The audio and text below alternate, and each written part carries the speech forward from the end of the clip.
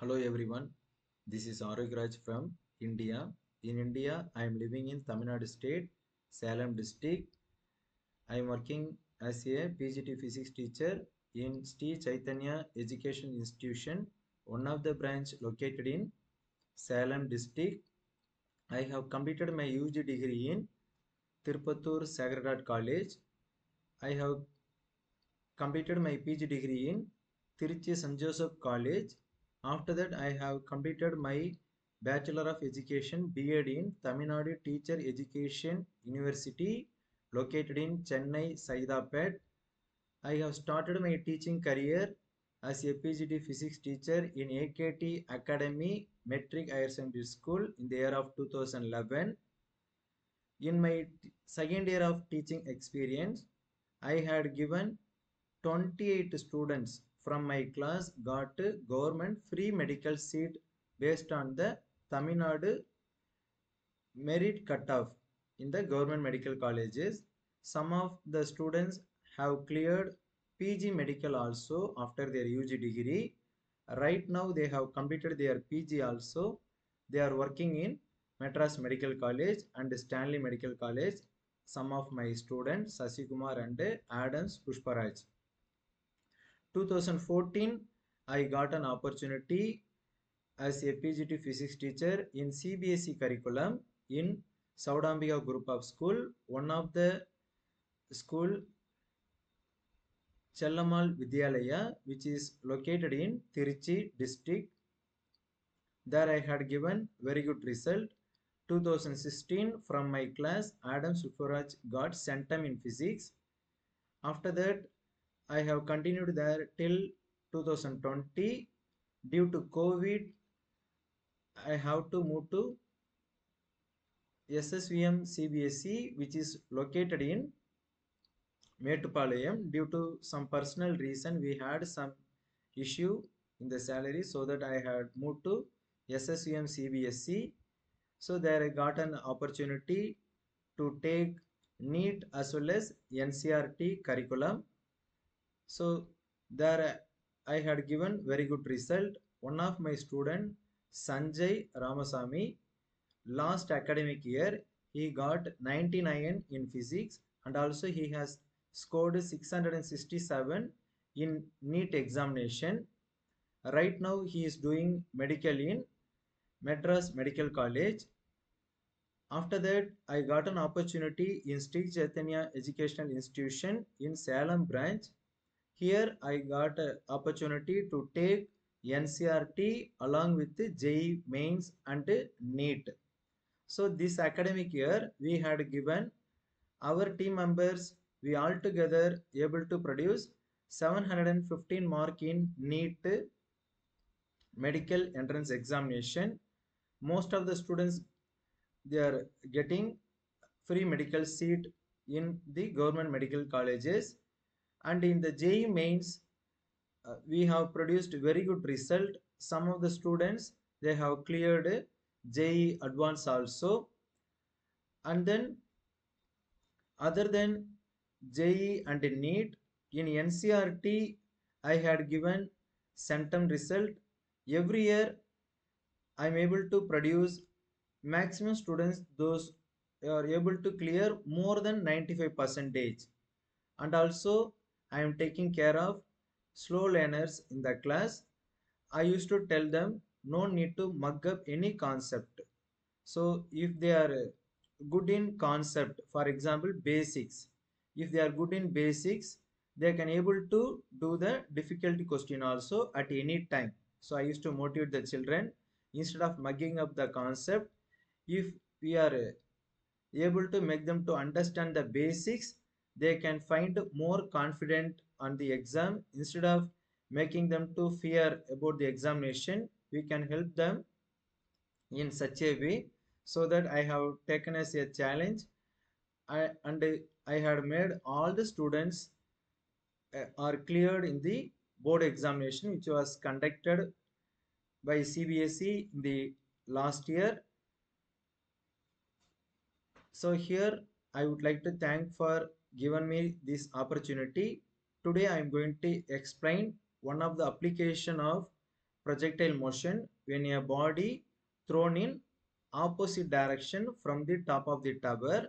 From that, we are going to get the time interval between the velocity vectors when they are become perpendicular to each other, and what is the horizontal distance between the two velocity vectors when they are perpendicular to each other. Okay, from this we are going to get some of the shortcut formulas. So here I am going to help you not to mug up any formulas. By applying the basic concepts, we are able to derive those formulas at any time. So by applying those formulas, we can able to solve the numerical within few seconds. Okay, within few seconds, within a minute, you can solve those questions. So I will give top 5 questions based on these concepts. Okay, thank you children. We will move on to the concept. Hello everyone. Today we are going to discuss about one of the applications of horizontal projectile motion. So here I am going to help you to solve the numericals in a quick time. Okay, so here what we are going to discuss, how to find the time interval between the two velocity vectors. So here you see there are two velocity vectors. When the object is thrown horizontally from the top of the tower, how to find the time interval between the two velocity vectors. From the top of the tower, we are going to throw two objects horizontally in opposite direction. Okay, how to find the time interval and the distance between the two velocity vectors when they are perpendicular to each other. Okay children, now we will move on to the topic, but before that I want to give some of the recap regarding the kinematic equations which we already discussed in this chapter. So those formulas here we are going to use it again. For example, velocity time relation formula v equal to u plus at. Okay, and then displacement vector s equal to ut plus of at square. So these two formulas only here we are going to use, and some of the scalar product properties. So I would like to tell you that also. You know that the unit vectors I cap dot I cap unit vector already we have discussed, which are used to specify the direction of vector. Either x axis means I cap, y axis means j cap, z axis means k cap. So here I dot I, any two vectors when you are multiplying, I dot I will be equal to 1. Similarly j dot j also will be equal to 1. K dot k also will be equal to 1. So in scalar property, you know that I dot I means cos 0 degree, it will be 1. So if you multiply I dot j or I dot k or j dot k, whatever it is, you will be getting 0. So by using these things only, here we are going to obtain the time interval between the two velocity vectors when they are perpendicular to each other. So this basic information, once again I would like to tell you, we are going to use the velocity time relation and the displacement time relation. So these are all nothing but in kinematic equations at a constant acceleration, what is the velocity and the displacement vectors, and these are all the some of the basic properties of scalar product or dot products.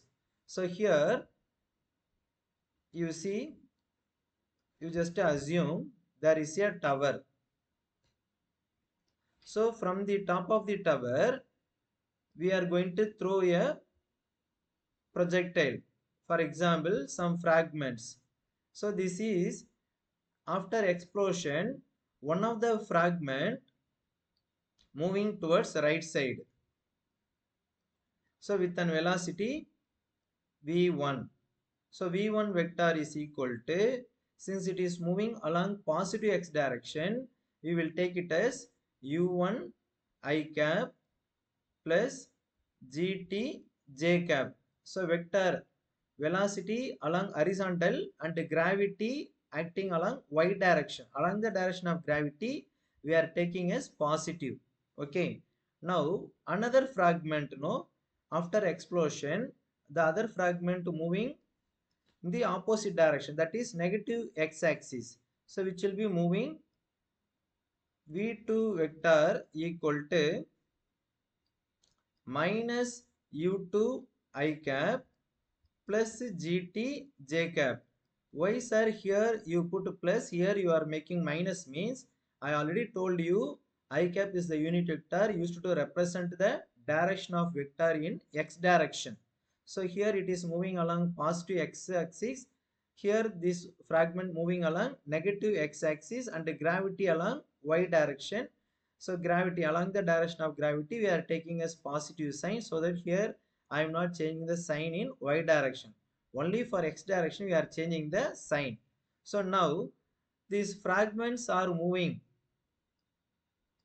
So when they are moving after some time, their velocity vectors will be perpendicular to each other. Okay, at what time their velocity vectors are perpendicular, we are going to find. So when the velocity vector, for example, v1 vector and v2 vectors are perpendicular, we already discussed, we already have some idea in scalar product properties. When the two vectors are perpendicular to each other, the dot product of those will give the result 0. For example, v1 vector dot v2 vector is equal to 0. Why sir 0? Dot product of two vectors v1 v2 cos theta. So perpendicular, no, so we will be substituting 90 degrees, so that we will be getting 0. So dot product of two vectors is 0 when they are perpendicular. Okay, now we will substitute the value of v1 value already we have discussed. The initial velocity v1 equal to u1 I cap plus gt j cap, v2 is minus u2 I cap plus gt j cap. Okay, now u1 I cap plus gt j cap, this will be multiplied with minus u2 I cap plus gt j cap equal to 0. Already I have told you scalar product of two vectors I dot I, you will be getting 1. So here you will be getting minus u1 u2 if you multiply u1 and u2, because here minus, so that we are getting minus, and then we will be multiplying u1 with gt, means here I dot j will be 0, so that we don't need to write that one. So g into t, here I cap if you multiply, that also 0, g t and gt, here also j cap, here also j cap, so you will be getting 1. So g square t square equal to 0. Now this minus term you take it to right side, so that you will be getting g square t square equal to u1 u2. Now t square alone you keep it left side, u1 u2 by g square. So when you are taking square root, no, t will be equals to square root of u1 u2. When you are taking square root for this gravity, already square is there, so square and root will be cancelled, so you will be getting g only. So this is the time interval between the two velocity vectors when they are perpendicular to each other. Okay sir, how to find the horizontal distance between the velocity vectors when they are perpendicular to each other? So this is the horizontal distance. Okay, that is very simple. Distance equal to speed into time. So speed in the place, both horizontal velocity alone we are going to take the initial horizontal velocity. So u1 plus u2 into time. So u1 plus u2 into t, in the place we are going to write u1 u2 by g. Okay, so when the two velocity vectors are perpendicular, we can use this formula. Okay sir, other than perpendicular, is there any angle? For example, 120 degree, 60 degree, like that, whatever it is, how to find the time and displacement? I will give you one shortcut formula that we can use it for general case. For example, in general, t equal to square root of u1 u2 by g into cot theta by 2. Okay, similarly for distance we can use u1 plus u2 square root of u1 u2 by g into cot theta by 2. Okay, so based on this I will help you to do some of the numericals. So now we have perpendicular means t equal to square root of u1 u2 by g you can use, or else distance between the two velocity vectors when they are perpendicular means along with the time you can multiply the velocity opposite direction so that you can add the initial horizontal velocities. Okay, now here we will see a few numericals based on the concept what we have discussed. Okay, now at a certain height a body at rest explodes into two equal fragments with one fragment receiving horizontal velocity 10 meter by second. So here u1 and u2 both of them getting 10 meter by second. So they are moving in opposite direction. Time interval after the explosion for which the velocity vectors of the two fragments perpendicular to each other. So when the velocity vectors are perpendicular, I told you we can use the shortcut formula t equal to square root of u1 u2 by g. So here g value we can take it as 10. So inside the root 10 into 10 divided by g value 10. So you know that square root of 100 is 10 only. 10 by 10 you will be getting 1 second. So within few seconds we are able to solve this numerical by using this formula. Okay. Similarly, here we will use the second formula which I told you how to find the horizontal distance between the two velocity vectors when their fragments velocity vectors are perpendicular to each other. How to find the horizontal distance? For example, like this. When the velocity vectors are perpendicular to each other, what is the horizontal distance? Okay, that only we are going to find when v1 and v2 vectors are perpendicular means how to find. Here in the diagram I have mentioned v1 and v2, so accordingly I will take it. So here d formula, speed into time I told you know. So u1 and u2 square root of u1 u2 by g. So here u1 plus u2 10 plus 10 already we have found out it, anyhow we will substitute here 10 into 10 divided by g value 10. So already 10 plus 10 20, and already we have simplified the square root of 100 is 10 by 10. If you cancel this one you will be getting 20 meter. Okay, so the horizontal distance between the velocity vector for this case is 20 meter. So now here we are going to do one more numerical. At a certain height, a shell at rest explodes into two fragments. Oh, similar question only. Here they had given the angle between the two velocity vectors is 120 degree. So I told you other than 90 degree, what formula we can use. So here they are asking time interval only. So we don't need to worry. T equal to square root of u1 u2 by g. So u1 u2 value. So general case I told you on formula cot theta by 2. Okay. So here u1 u2 the same question only, but here they had given u1 u2 are equal velocity, both are u, so that u into u divided by g cot 120 by 2. So here 120 degree by 2 we will take it.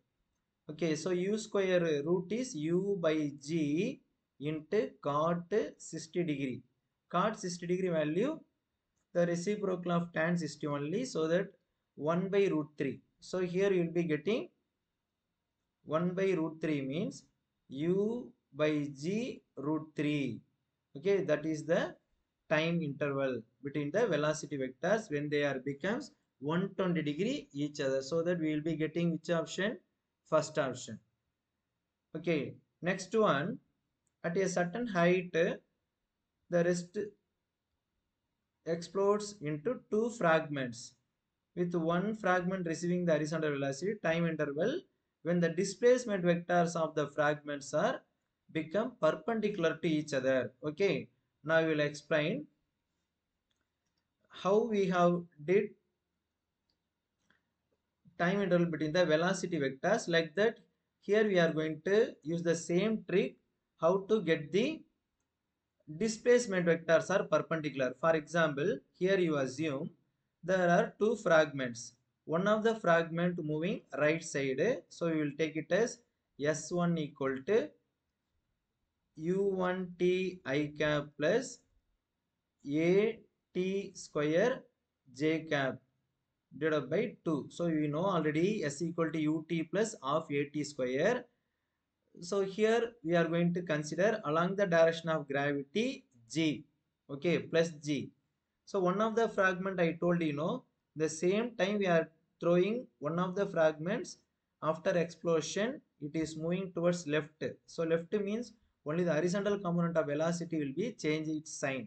So that S2 will be minus U2 T I cap plus GT square by 2 J cap. Okay, after some time, the displacement vectors will be perpendicular to each other. So according to the scalar product, when the two displacement vector or two vectors perpendicular to each other mean the resultant will be 0. Okay, now you just multiply. So u1 t I cap plus gt square j cap divided by 2. This you are multiplying with S2. So minus U2T I cap plus GT square J cap divided by 2 is equal to 0. Here you see that time interval only we are going to find, as I mentioned already, I dot I equal to 1, J dot J equal to 1. But if you multiply I dot J na, that will be 0. Okay, now U1, U2 minus sign, because we are multiplying I with I only, no. So here plus there minus, so you'll be getting T square plus G square T power 4 divided by 4 you will be getting, because here also G, here also G, here T square T power 4, denominator 2 into 2, 4 you will be getting equal to 0.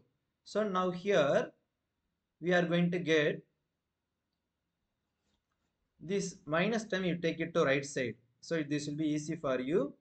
G square T power 4 divided by 2 divided by 4 equal to plus u1 u2 t square. This t square and t power 4 cancel now, you will be getting t square. So now t square equal to 4 u1 u2 by g square. So when you take square root, you will be getting t equal to 2 square root of u1 u2 by g you will be getting. Okay, and already I told you, when the two displacement vectors are perpendicular to each other, their horizontal distance when they are becomes perpendicular, when s1 and s2 are perpendicular, I am saying. So after some time, the s1 and s2 will be perpendicular. So when s1 and s2 vectors are perpendicular mean, what will be the horizontal distance between them? Okay, so how we have derived in the previous case, same thing only here I am going to apply. The horizontal velocity u1 plus u2 into time, so d equal to u1 plus u2 into 2 square root of u1 u2 by g. So here also we can apply the same trick in general formula. Here also we can add a cot theta by 2. Got it, children? Now we will do some numerical based on this concept. Okay, here you see at a certain height, a body at a rest explodes into two equal fragments with one fragment receiving horizontal velocity. So one of the fragment, both the fragments receiving 10 meter by second, both u1 and u2. Time interval after which the displacement vectors are perpendicular to each other. So at what time S1 and S2 vectors are perpendicular, they are asking. So when they are perpendicular, it will be 0. So we are got already the relation 2 square root of u1 u2 by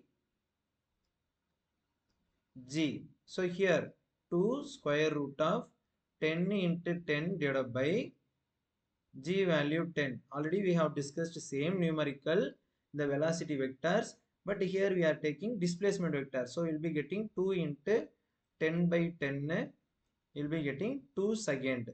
Okay, so the answer will be 2 second. And then what is the horizontal distance when the displacement vectors are perpendicular? I told you, along with this you need to multiply the sum of the horizontal velocity. So distance equal to speed into time, u1 plus u2 into time. So u1 plus u2, 10 plus 10 into t value already we have found 2. So that means you will be getting 40 meter. Or by using this formula also you can do u1 plus u2 into t value 2 square root of u1 u2 by g. Okay, thank you, children. So now you got an idea how to use these shortcut formulas. By using the shortcut formula, you can solve the numerical very fast. You can save time in the examination. Okay, here you get some ideas. Even you forgot those shortcut formulas, by using these basic ideas. For example, when the two velocity vectors are perpendicular, or when the two displacement vectors are perpendicular, by doing dot product you can get the time relation. And by using that, if you multiply velocity along with the time, you will get a distance traveled also, distance, horizontal distance also you can get it. And one more thing I would like to tell you,